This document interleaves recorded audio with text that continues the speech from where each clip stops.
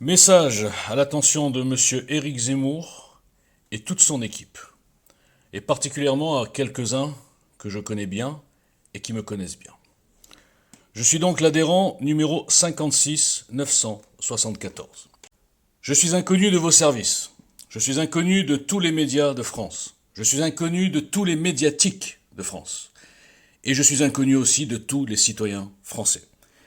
Néanmoins, dès 2017, j'ai conceptualisé ce que vous êtes en train de réaliser, monsieur Zemmour, même avec votre nom, celui de Philippe de Villiers, celui de Marion Maréchal et 80% des gens qui vous ont rejoint.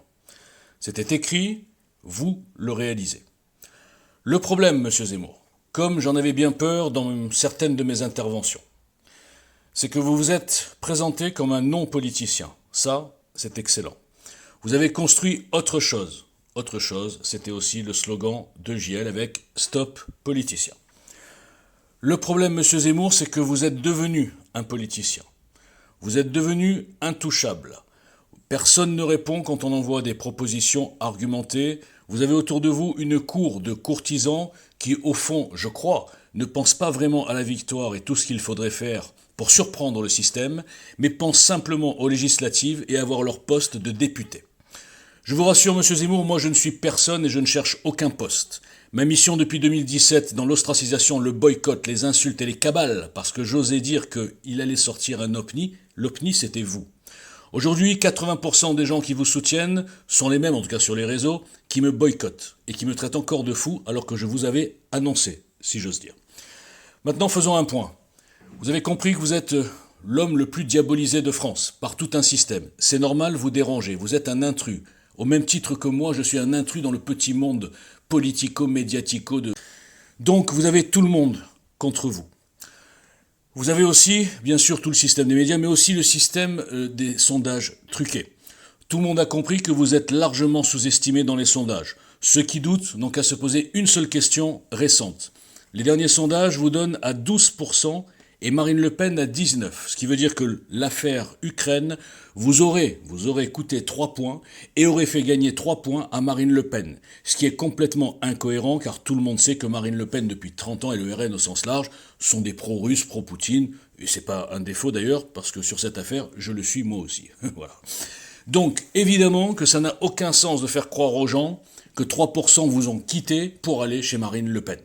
Nous sommes dans la phase ultime de la manipulation, il y en a beaucoup des manipulations.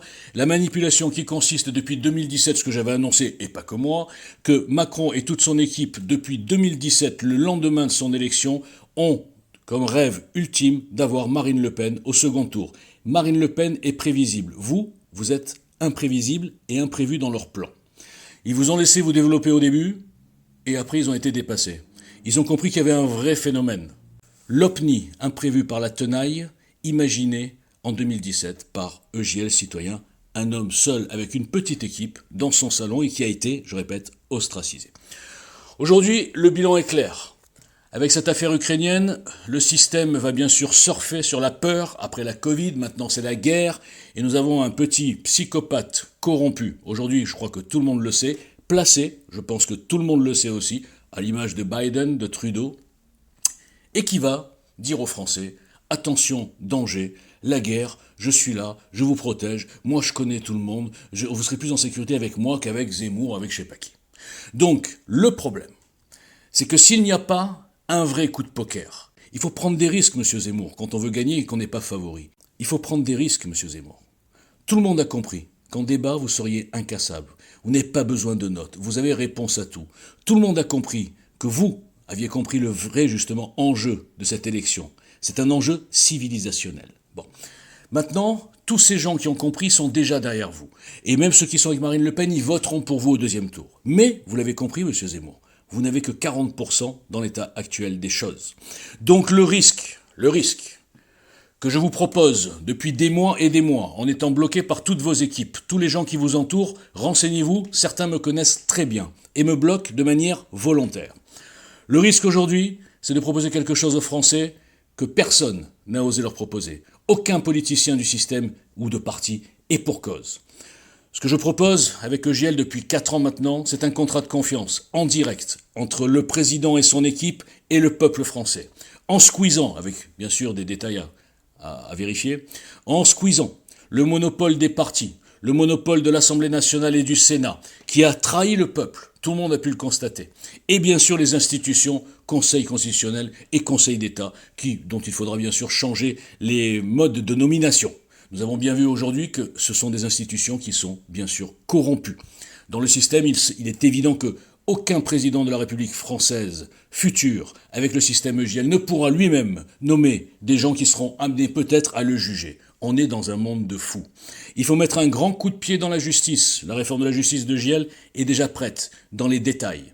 Mais surtout, adopter ce système révolutionnaire dans le bon sens du terme, qui garde les bons côtés de la cinquième et qui amène ce qu'attendent les gens, même les gilets jaunes. Ce qu'ils attendent, c'est de pouvoir s'exprimer et qu'on arrête de les balader, comme nous sommes baladés depuis 20 ans, dans une démocratie putative, une constitution putative, une république putative, qui est devenue aujourd'hui une tyrannie. Non pas une dictature, mais une tyrannie. Quand les outils démocratiques sont corrompus, ça devient une tyrannie avec à la tête un autocrate placé par une caste.